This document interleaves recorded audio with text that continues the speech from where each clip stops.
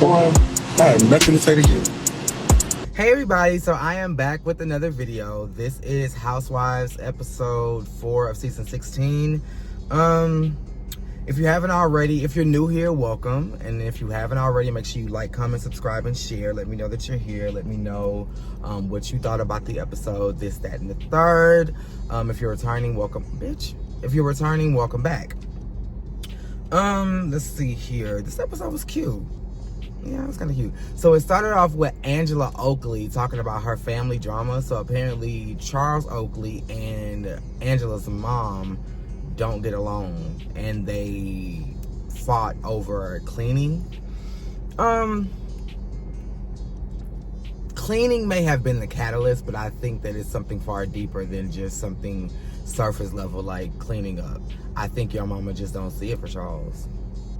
I wouldn't. If when y'all got married, the man didn't waste no time cheating on you. You are my child. I am your mother. I want the best for you. And the nigga who you just decided that you wanted to spend the rest of your life with stepped out on you before you could even let the ink dry on the fucking marriage license. So yeah, I got an issue with him, and it goes a little bit deeper than him not cleaning up or the way we clean or whatever, you know? So you have to understand her position as her mother. You can make it seem like it's cleaning, but girl, we know the truth. And then in that same scene, Britt is talking about Kenya, and it's just like, I see what everybody is saying. At this point, bitch, you just want an issue with Kenya. You want to bumble with the B, huh? This is like, you want an issue with Kenya for no apparent reason. You are mad at the way she hugged you. You're mad at the way she spoke to you. She gave you a little pat. That's an insult to you. Everything that she says is a problem for you. And I have seen situations like that play out, and it's just like, the person who is always insulted, baby, you got your own internal issues that you need to work out, and that has nothing to do with Kenya. Nothing at all. Shamia talks about her music history, and apparently she was in a group with Carrie Hilson at one point, and then she was in another singing group, and then she tried to do her own thing solo, and it never really just quite worked out. And it's crazy that this came about because I was talking to Danye about another artist who is established, was signed, I think has a Grammy or two, and you know, is really known in the music industry, and they recently went on American Idol, I guess, to embark on their own journey, because they were a part of a singing group as well. And Danye was just like, you know, I don't think it's fair, because he's already had all of these accolades, he's already had all of this success, all of these opportunities, and American Idol is for people who are just breaking in, who don't have the access and the resources that he has. But at the same time, I had to get Danye to understand that even though this person has had all of these resources, when you're adjacent to success, or when you feel like you're so close to where you were trying to get but you never got there, then even though to us it looks like you made it, you never really did. Look at the Tori Kellys, look at the Priscilla Renees, look at all of the people who, the Victoria Monets, the people who wrote, girl, talk about ghetto fabulous.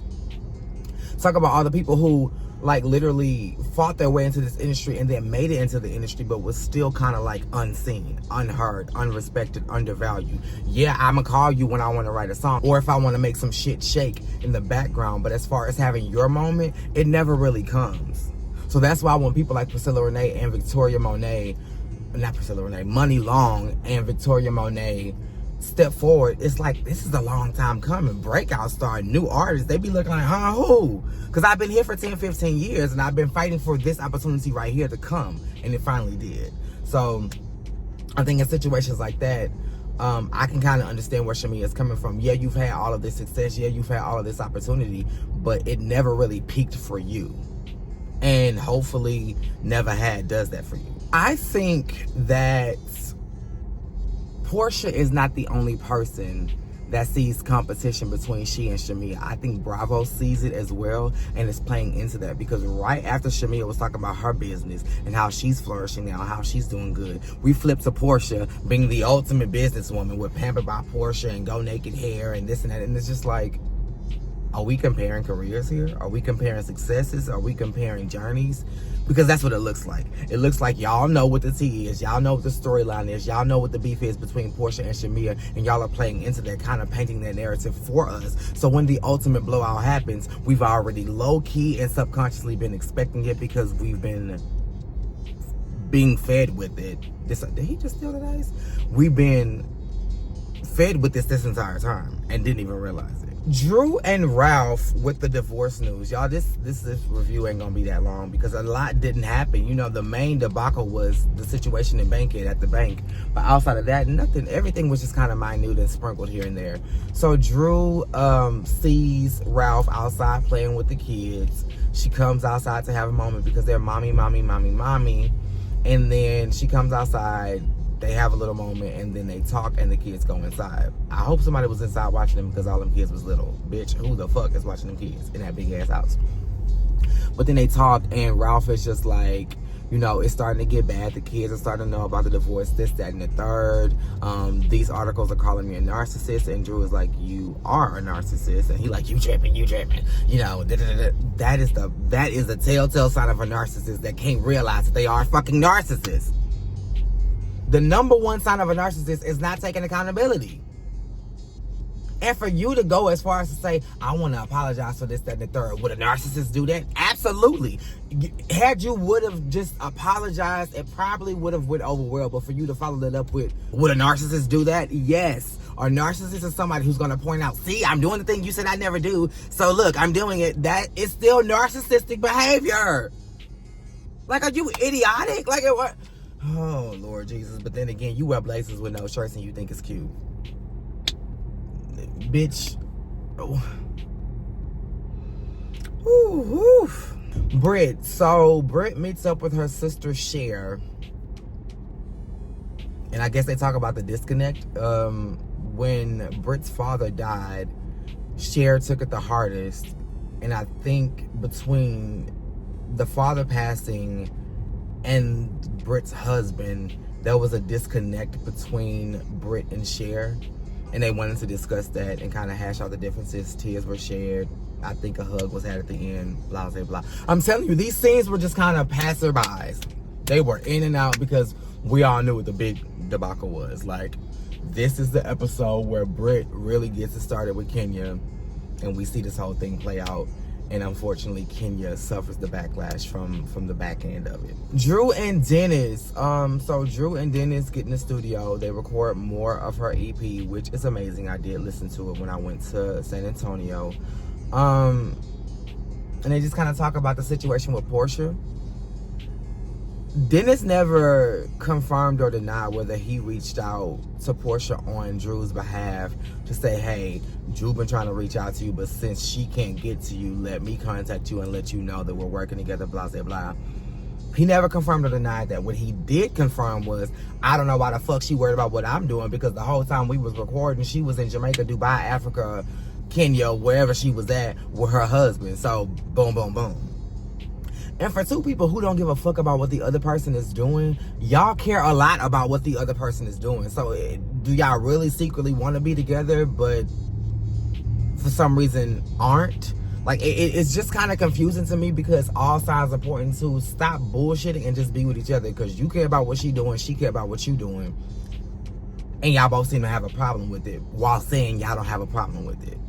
Girl, we can all see the forest through the trees. So address that, figure out what y'all want to do. You know, it's not hard to configure. It's not hard to believe that y'all want to be together, seeing as how y'all did lay down and have a child together. So at some point y'all saw some attraction, and at some point y'all saw some interest in the other. So it's not hard to believe that y'all want to rekindle that, and it won't be a big deal.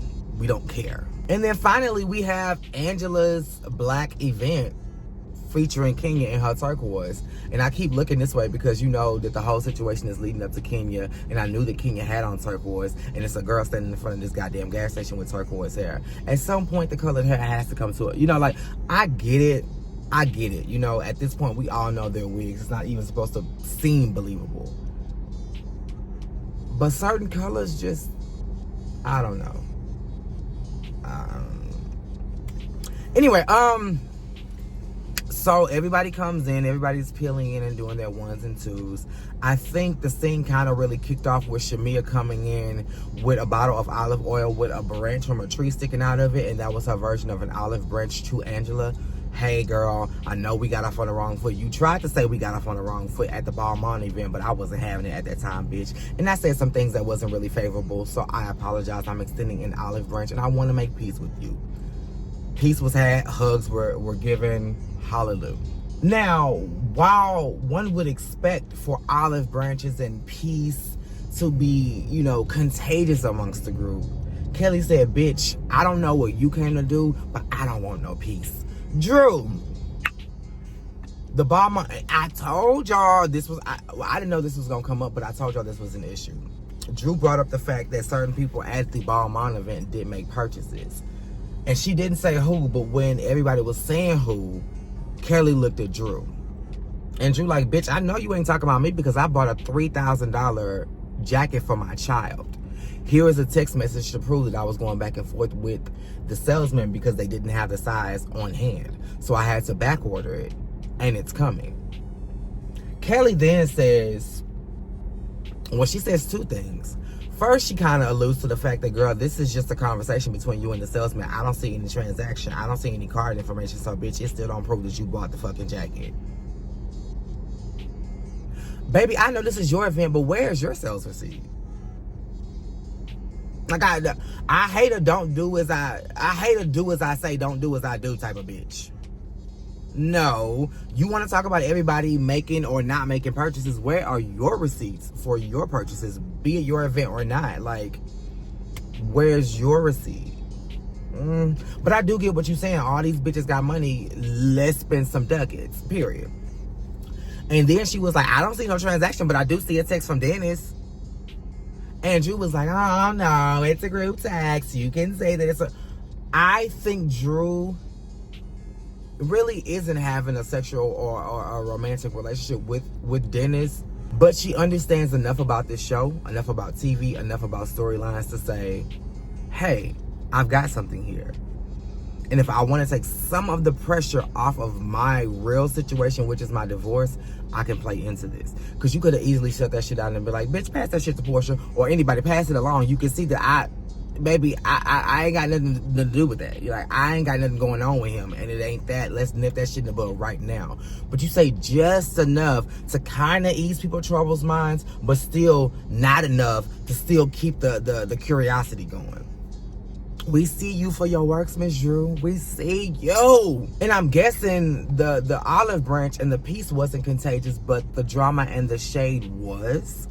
Because after we settled all of that shit with Drew, then Shamia was like, okay, on the lighter news, I'm working on music. I released a song, and I used to sing with Portia back in the day. You know, she know I sing, and Portia like, I know she sing. So I'm thinking this is going in a good direction. Mom pulls out her phone and starts playing the music, and before we could actually hear the voice, before we could actually get into the first verse, Portia was like, that's Drew. That's not Shamia, that's Drew. You don't know your own best friend's voice? You don't know, like, I understand that some people can sound alike. Back in the gap, when Priscilla Renee was, I keep saying her original name. Back in the day when Money Long was Priscilla Renee, she was still trying to be her own artist, but she was predominantly writing for other people. She wrote a song for Rihanna called Emergency Room. And although I can tell it's Priscilla Renee, a lot of people did assume it was Rihanna because by it being a reference track, she tried to sound like Rihanna. Bringing it up to say there are certain instances where somebody can sound like somebody else. But you know your friend's voice. I don't give a fuck how similar voices are. If my best friend, if my cousin, if my niece, if my boyfriend, if my mother releases a record, I know it's them right off the bat because I'm familiar with their voice. So for you to be like, I don't know, that sounds like Drew all the way through the song. Girl, are you trying to fool me? Are you trying to, like, what is your motive here? Like, y'all already have a little bit of tension going on, and you gonna feed into that and ignite that more by telling the girl that ain't her singing? And she was literally singing with the record as it was playing. They sounded identical. And you're still sitting up here saying, that's not like Drew. Drew, that would have been a perfect time for you to pull out your phone and say, no, this is Drew. But again, playing TV, playing reality, Housewives, playing into RHOA, you're like, maybe this could work. Because she said, Drew didn't say one word when she was like, that's Drew. Drew was like, can I have a little bit more of these crab cake? Like, you wasn't really, you don't shut shit down. You don't put anything to rest. You let things play out and you let the drama just kind of unfold and you just sit back and be like, oh. And that, I feel, is the problem. And then the showdown, bitch. So Angela was like, we gonna play, you know, questions. Everybody write a question on this bank deposit slip, and we're gonna pass the box around, and everybody is going to answer questions that were addressed to them. So I think at first it was Shamia. How did you thank your husband for that Rolls Royce? Shamia got up and was like, I got, and I did got, you know, boom, boom, boom. Then it was, I think, Kenya, what color your panties? She showed whether she had panties on or not. We didn't see it, but she showed. And then there was another question for Kenya. Now, Britt swore up, down, roundabout, through and through that she didn't write this question, but apparently somebody was so concerned with the way Britt was being treated by Kenya that they wrote, why are you not nice to Britt, Kenya? And when are you going to start being nice? Bitch. Try again another day, bitch, because nobody cares enough about you or about the way Kenya is treating you to write that down, girl. We got enough tea that we want spilled on this show to not even give two fucks about you and what Kenya is doing or how Kenya feels about you. Aside from the fact that Kenya has been nothing but nice and cordial to you. You want Kenya to be like, oh my God, Brad, and hug you down like she do Cynthia. But the bitch don't know you.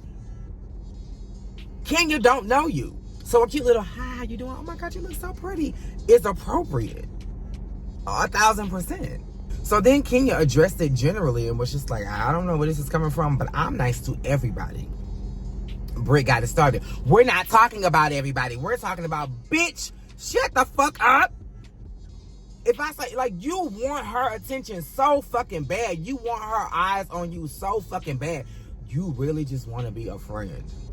But this is not the way to go about it. Like, we are not in elementary school where when you like somebody, you tease them and you pick on them because you don't know how to articulate interest. Bitch, what the fuck? She said, I'm not rude to anybody. We're talking about Britt. And she's like, okay, I'm not rude to anybody. And then it just turned into like something, because Kenya called it out for what it was. You want a moment, girl. No, you want a moment, bitch. You asked the question and I simply addressed it. How do I want the moment? And so Kenya shut it down. Because Kenya is Kenya. Nice, mean, or indifferent, Kenya is going to be Kenya. And that's what I have grown to love about Kenya. Let's just face it. She is that bitch. Period. You can like her or hate her. She is that bitch. And Kenya was like, no, I don't want a moment. I am the moment. That sent Britt over the edge. And it got so heated that the girls was like, let's just leave. Let's just call it. Because y'all doing way too much. And this girl is doing, let me call my husband, bitch, because I am not. Because Kenya was like, you're doing a lot. And queens don't address peasants. We don't do that. I'm not a peasant, bitch. I'm not. For somebody who got money and status and all these things, why are you letting what somebody say get to you, bitch? Her words don't change your bank account status. Her words don't change your social status. Her words don't change where you stay, what you got, and what you possess. So why does her words affect you so much? Because you care about Kenya and you want her to fucking like you. You want her approval, bitch, and she ain't giving it to you, and you are bursting at the, because my dreams are bursting at the seams. Like, you are bursting at the seams. And you going, in the words of Dineva in one of his lives, you going down bad. You going out bad, real bad. And it don't look good at all. And so Kenya was just trying to avoid the situation. Girl, I'm not finna give you your moment. I'm not finna give you what you looking for, so let's go. So she getting ready to leave, and Britt is, where's my husband? Where's my, you sounded just like Kim Zolciak. Where's my husband? No, you sounded like Kelly Price on R&B Divas LA. Jeffrey Roll! Jeffrey Roll! I can't do this. Jeffrey Roll! Like, bitch, you doing too much. Because you can't control yourself. And Kenya just looking like, girl, who am I riding? I don't think my car here. Can I ride with you, Port? Like, it's just a whole, Kenya is in a whole other world, and you still, because I got pistols and I got this and that. You willing to shoot a bitch because she wasn't quote unquote nice to you? And you even said it at the beginning of the scene. All right, you gave me a little pit-pat hug. You didn't give me a real hug. You started off shady. You being nice, nasty. Really? Because all you've been doing this entire season has been talking about me. But I'm nice, nasty to you. And every time I address you, I'm pleasant. But I'm nice, nasty. Bitch. Slow down. Because you moving way too fast. Bitch, you doing too much. And you giving too much of what I don't need. And bitch, it looks like next episode is gonna be the grand finale for you know, Miss Twirl, because we can all imagine what's on that big ass poster board when Kenya turns it around, and it's not gonna end well for Kenya. And I hate when situations like these happen, because it's like, bitch, I was 1000% provoked, but because of my reaction, you gonna penalize me. But Kenya, it goes without saying that you've been in this situation before, and the same thing happened when you were the victim and when you were the provoker and somebody retaliated against you, i.e. Portia. You provoked and provoked and provoked and provoked. And when that girl swung off and wore your ass out, you said she was fired, and she was not back. She was, you know, suspended, let go, terminated, what have you. And you saw 100% justification in that. You didn't want to pay attention to our actions. You was just like, I don't care what I did. She did this, and that was that. Britt can say the same thing. I don't care what I said. She did that, and that is that. So you have to look at it from a fair and unbiased perspective. But it goes without saying that it's unfortunate. We all love Kenya. Kenya was going to give it and give what needed to be gave this season, and it just didn't work out. So, oh Lord, can y'all please stop wearing these shorts with y'all ass exposed and these big ass fucking... First of all, baby, you wearing Balenciaga boots to a chevron? Like, y'all look weird. He got on shorts that's too big. Mind you, it's 80 degrees outside. Shorts that's too big, that's sliding off his ass, because I saw the whole ass, cheek, and crack. And you got on a hoodie, which is a little bit contradictory. You got on a hoodie with shorts. But some outfits are like that. I have an outfit that's a hoodie with shorts. And then you got on these big ass Balenciaga boots. You driving a beat up ass car at a chevron in a part of town that's not the most prominent. You know, it's not the ghetto, but it ain't the most prominent. And you got on Balenciaga boots to come get gas and cigars. That ain't even what this is about. I'm coming to y'all to say that was the episode. It gave what it gave. Kenya, girl, we enjoyed you. We enjoyed your time. Oh, can I flip this camera so y'all can see? Do y'all see them fucking Balenciaga boots? Bitch, what the fuck are you doing? Hey, y'all, that was it. I gave what I gave. Chasing Dallas, I did watch it, but girl, it was one scene. One scene was that pink party. That was the whole episode, and then how they came about to invite everybody to the pink party. Girl, and homegirl wasn't invited in.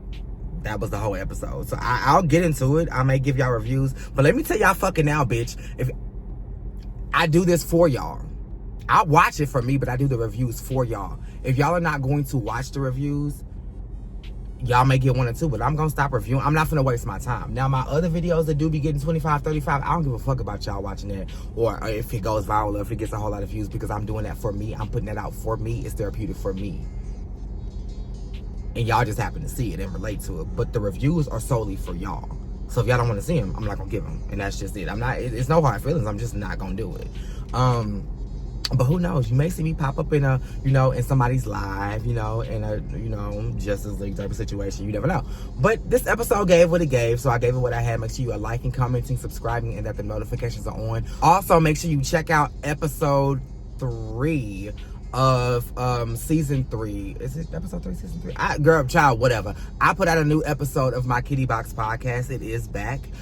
It's predominantly on Spotify, so if you want to just listen to it, it's on Spotify, but the audio version is also available here on my channel. So listen to it here or listen to it on Spotify. Chime in, let me know what you think. I'm gonna stay consistent with it. I don't know if it's gonna come out every Tuesday, but that's my plan. Anyways, love y'all. Make sure you liking, commenting, subscribing, and that the notifications are on. Same place, same time.